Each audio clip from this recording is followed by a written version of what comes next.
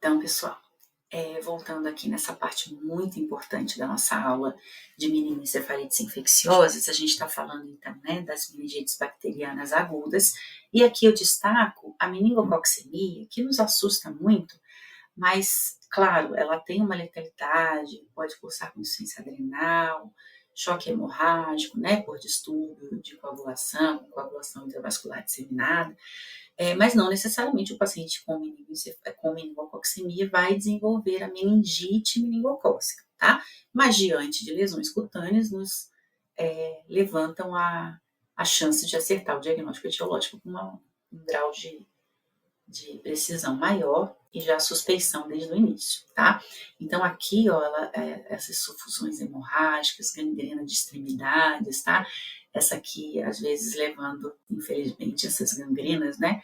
Com necessidade, inclusive, de amputação, inclusive em bebês, tá? Então é um quadro muito grave que demanda uma emergência, né? Uma urgência extrema de tratamento. Então, geralmente, nas meningoencefalites bacterianas agudas, o aspecto do líquor, né, ele é turvo, purulento.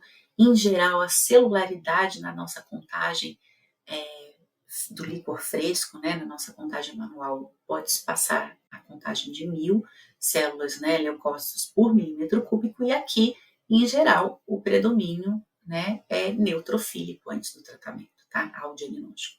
A glicose ela vai estar consumida, em geral, pelo processo inflamatório muito intenso, em geral, né, abaixo de 2/3 da glicemia, a proteína também bem elevada, e aqui o lactato também bastante elevado, e no exame de imagem você percebe uma quebra da barreira hematoencefálica. O GRAM é um teste muito rápido, simples, barato e que pode matar o diagnóstico. Por exemplo, ele tem uma sensibilidade, né, de até 90% antes do tratamento, conforme o tratamento, felizmente, né, o antibiótico vai fazendo efeito, a sensibilidade vai diminuindo, porque justamente já é para eliminar as bactérias, você vai ter dificuldade de identificá-las nesse exame. Mas é a partir de um centrifugado simples de líquor, você pega o centrifugado e põe numa lâmina, cora e analisa ao microscópio. Ele é simples, rápido, barato e salva vidas, tá? Então, a gente pode ter a identificação dos cocos gram-positivos, dos cocos gram-negativos, aqui inclusive intracelulares, tá? E hemófilos, que é um bastonete gram-negativo. Em alguns casos, por exemplo, a listéria, né, que é uma bactéria, um bastonete gram, aqui o bastonete, ó, né, que está um pouquinho difícil de ver, ele é identificado, por exemplo, em casos de imunossupressão, extremos de idade, por exemplo, recém-nascidos e idosos, tá? A listéria é muito importante a gente pensar, que é um bastão gram-positivo. Os fatores de pior prognóstico, isso é clássico e muito difundido na literatura, em questões de prova, inclusive, idade avançada e rebaixamento do nível de consciência ao diagnóstico são os grandes fatores de mau prognóstico. Também, quando o paciente faz uma pleocitose, né, pleocitose aqui é a contagem, né, celular, né, se é elevada, mas não tão elevada, ou seja, o paciente tem isso denota talvez uma baixa taxa de defesa do organismo àquele agente infeccioso, tá bom? E o agente infeccioso de pior prognóstico, infelizmente, é o Streptopneumoniae, né, o pneumococo, que é um agente de comunidade, mas que tem uma virulência muito elevada, tá? Obviamente, as sequelas neurológicas, né, elas estão muito mais presentes aqui no grupo do Streptopneumoniae e pode girar em torno de 5% a 30%. Em geral, déficit cognitivo, uma paresia, uma epilepsia, alteração auditiva, né, uma sequela clássica do Streptopneumoniae, tá? Aqui, até então, gente, a gente falou das meningites bacterianas, tá? Aqui eu vou falar um pouquinho das meningites virais e depois a gente vai passar para as encefalites. Eu vou aqui pontuar, a gente tem vírus, né? RNA, por exemplo, enterovírus, e vírus DNA, como herpes, por exemplo, tipo 1 e 2. Felizmente, a maioria, tá, das meningites virais é por enterovírus, ou seja, 85% das meningites são causadas, virais, são causadas por enterovírus. E o que isso quer dizer? Que se a gente consegue identificar na admissão do paciente, no pronto-socorro, por um film array, né, que é a gente faz um painel por biologia molecular, perdão, que é um PCR, né, reação em cadeia de polimerase, que a gente detecta um PCR real time, né, em tempo real, que é por enterovírus. Esse paciente vai para casa receber medidas de suporte, hidratação, analgesia, de forma que ele não vai precisar de uma internação desnecessária, antibiótico terapia, risco de infecção secundária hospitalar, risco de trombose, enfim, aspiração. Então, são custos que justificam, tá? Do ponto de vista de gestão, compensa, tá? Se você colocar na ponta do lápis. Ao passo que, se você identifica que é um herpes tipo 1, por exemplo, que é, né, potencialmente grave, né, grave por si só, ou um citomegalovírus, tá? Outros agentes infecciosos, ou um agente infeccioso bacteriano ou fúngico, isso já direciona a internação e o tratamento específico, tá? Em geral, então, as meningites virais, felizmente, são por enterovírus e elas são de melhor prognóstico e tratamentos diferenciados. Eu vou entrar aqui agora, gente, que isso também é um conceito muito importante, as encefalites, tá? Aqui, por definição, até então a gente estava falando meningite, tá? A meningite, vocês concordam que lembra aquela figura inicial, que por isso que eu achei que era importante falar? A gente tem os envoltórios, né? Então, a gente tem as meninges, que tem um espaço virtual entre elas, na verdade, elas são coladinhas e, por si só, aderidas, né, ao parênquima cerebral. Então, qualquer processo infeccioso ou inflamatório, autoimune, qualquer que seja, neoplásico, enfim, aqui a gente está falando das infecciosas, mas qualquer processo que pegue uma, vai pegar a outra. Então, assim, as meninges e o parênquima cerebral, o encéfalo propriamente dito, elas estão, é um contínuo ali de estruturas. Então, em geral, por isso que a gente fala meningoencefalites ou meningieencefalites, justamente porque é um contínuo ali. Então, geralmente, você não vai ter um agente infeccioso que vai pegar só as meninges e um que vai pegar só o encéfalo, o parênquima cerebral propriamente dito, que é a definição de encefalite. Processo inflamatório agudo do parênquima com consequência com uma consequente disfunção cerebral, aqui no caso das infecciosas, né, pela invasão por um patógeno. Só que aqui é uma divisão didática. Por que eu coloquei meningites bacterianas, meningites virais, e aqui eu vou falar das encefalites? É que esses agentes, por exemplo, das meningites bacterianas agudas, aqueles 3 agentes de comunidade, pneumococo, meningococo e hemófilos, eles são, em geral, causadores de um processo inflamatório com predomínio meníngeo, mas é uma meningoencefalite. As meningites virais, os enterovírus, por exemplo, eles causam, em geral, uma inflamação viral, né, uma infecção viral das meninges também. Aqui, obviamente, esses agentes que eu vou falar, eles também causam meningite, ou seja, é uma meningoencefalite. Mas aqui, o que chama atenção e leva à gravidade é o comprometimento encefalítico, ou seja, é um processo do parênquima e leva, então, consequentemente, a uma disfunção cerebral. Então, aqui, os agentes que eu vou falar, a gente pensa neles quando o comprometimento neurológico ele é mais acentuado. Não estou dizendo que as meningites bacterianas elas não sejam graves, muito pelo contrário. Mas aqui, o comprometimento, a parte clínica, ela é dominada pelo comprometimento encefalítico, tá? Então, não é só febre, cefaleia, rigidez de nuca. Aqui a gente tem um comprometimento muito marcante do nível de consciência, sendo então, portanto, uma emergência médica também.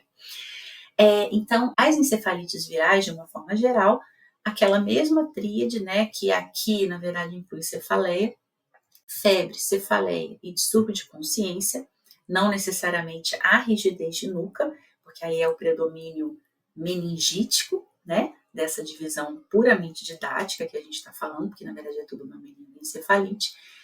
Aí aqui o distúrbio da consciência ele é muito marcante, seja por agitação, desorientação de uma forma geral, distúrbio de linguagem, o paciente vai ficar afásico, qualquer sinal localizatório, né? Então, crises focais, epiléticas mesmo, de origem epilética, hemiparesia, alteração de acuidade visual, alteração auditiva, enfim, qualquer de fala, qualquer sinal localizatório que denota realmente uma disfunção cerebral, ou seja, encefálica, tá? Aqui, por exemplo, o protótipo das encefalites virais, né, que demonstram maior gravidade pelo comprometimento encefálico, o protótipo da grave a encefalite por herpes simples tipo 1, que aqui, nessa peça aqui, vista de baixo do encéfalo, a gente vê uma necrose hemorrágica gravíssima, principalmente, é difusa, né, frontal, fronto-basal, mas aqui temporal, tá, bilateral. Aqui mais à direita, né, aqui também um pouquinho mais à esquerda, e infelizmente essa necrose hemorrágica vindo num desfecho ruim nessa peça de necrópsia, tá? Então, em geral, o líquor nas encefalites virais, ele é alterado, lembrando que ele pode ser normal em 5 a 10%, então às vezes a gente tem que repetir o líquor e sempre suspeitar, né, e não desistir do diagnóstico nunca. Lembra que eu falei nas meningites bacterianas agudas purulentas, o aumento, né, a pleocitose, ou seja, o aumento da celularidade do líquor, ele é, em geral, na bacteriana acima de 1000, né? Aqui é um aumento celular, mas um pouco mais discreto, e aqui é linfócito e monócito. Lembra na meningite bacteriana aguda, a gente falou em neutrófilos. Lembrando que aqui, isso às vezes é pegadinha de prova também, e na vida, na fase hiperaguda de uma encefalite viral, a gente pode ter neutrófilos, ou seja, ainda numa fase hiperaguda, tá? Se você pensou certo e agiu rápido, você pode ser que você tenha essa pegadinha ainda no começo e ainda não tenha virado para linfócito e monócito, tá? Mas em geral é linfócito e monócito. As hemácias podem estar presentes, inclusive quando a gente antigamente não tinha outras alternativas, né, melhores para diagnóstico, a presença de hemácias era um critério, porque era pelaquela necrose hemorrágica, tá, dos polos temporais. Aqui, então, a hiperproteinorraquia, geralmente até 600, às vezes até mais. A glicose pode ou não estar normal, tá, mas isso vai depender muito do grau de resposta inflamatória. E aqui, a PCR, a técnica de biologia molecular, que nos ajuda muito, tá? Lembrando que a sensibilidade é muito alta, desde que depois do terceiro dia, tá? Então, a partir do final do segundo dia, né, 48 ao início das primeiras 72 horas, que começa a aumentar essa sensibilidade, tá? Muito precocemente também você ainda não tem material genético do herpes tipo 1 no líquor, de forma a permitir essa detecção pelo PCR, tá? Então, a sensibilidade e a especificidade são excelentes do segundo para o terceiro dia até o 10º dia, mesmo em uso de antibiótico. Então, aqui, esse gráfico é bem legal, até o 7º dia, a sensibilidade é lá próxima de 100%, mesmo após o início da ciclovir. Depois, aí ela realmente já cai bastante, mas a gente ainda tem uma janela de oportunidade para diagnóstico muito grande, tá? Antigamente, a gente não tinha técnicas de biologia molecular, nada, então, para diagnóstico, um paciente gravíssimo era biópsia cerebral. Obviamente, a sensibilidade e a especificidade são excelentes, mas hoje, já que a gente tem o padrão ouro, que é a detecção do PCR até com taxas de sensibilidade até superiores, obviamente a biópsia não é mais indicada na prática clínica. E aqui sempre pensando que também, né, é uma emergência médica e o tratamento precoce com a ciclovir intravenoso muda completamente o desfecho. Na era pré-aciclovir, né, o desfecho era uma letalidade virtualmente de 100%, superior a 90%, né, obviamente, em casos raramente a relação bicho, né, vírus hospedeiro, né, ele é às vezes favorável, então alguns casos até poderiam sobreviver, mas era virtualmente impossível. Hoje, com a ciclovir, ainda a gente tem uma letalidade em torno de 20%, mas ela pode chegar a 70% se o tratamento não for instituído precocemente. E precocemente é entre 48 e 72 horas, tá? Então, mesmo que a gente não faça o diagnóstico, puncionei precoce, talvez a sensibilidade do PCR ainda não tenha sido suficiente para detectar, mas a gente trata empiricamente pela gravidade potencial, tá? Agora a gente vai passar para um capítulo de meningites crônicas, tá? Que é o conceito, a persistência de sinais e sintomas de meningite com a documentação da manutenção da pleocitose no líquor por 4 semanas ou mais, né? Ou seja, mesmo com tratamento ou sem tratamento, enfim, o paciente não apresentou melhora, nem clínica, nem, principalmente, licorológica, tá? Então, a gente tem algumas causas para essa persistência das alterações, e aí é fundamental, porque o paciente não fica, ele não pode receber o tratamento até que seja feito o diagnóstico. Perdão. Lembrando aqui que 10% das meningites podem evoluir para a forma crônica e 1/3 fica sem diagnóstico etiológico definido, mesmo após, isso é dado de literatura mundial, tanto os países desenvolvidos quanto em desenvolvimento, pacientes ficam até 30%, 30% a 33% sem diagnóstico após biópsia. Nesse caso, então, gente, a gente tem que, diante de um caso de cronicidade, ou seja, persistência além das 4 semanas, a gente também não pode esquecer de causas não infecciosas, tá? Por exemplo, uma infiltração neoplásica, uma neurosarcoidose, uma doença de BC, uma doença de Vogt-Koenen-Arada, meningite química, de uma forma geral, e aí químicas, aqui ó, ibuprofeno, nossa, pode dar meningite química? Pode. Então é um diagnóstico, obviamente, de exclusão, mas é um caso de meningite asséptica, né, que não tem um agente etiológico definido, identificado, mas que pode levar também a uma meningite crônica. Então a gente tem que ficar muito alerta, a gente usa muito em crianças, enfim. Dentre as causas infecciosas, tá? A tuberculose a gente vai ter que falar, né? Não pode deixar de falar de tuberculose, criptococose, cisticercose, isso aqui, né, na parte de HIV, cisticercose, um problema de saúde pública, e aqui uma aula especificamente de neurosífilis, que é a nossa grande epidemia, tá?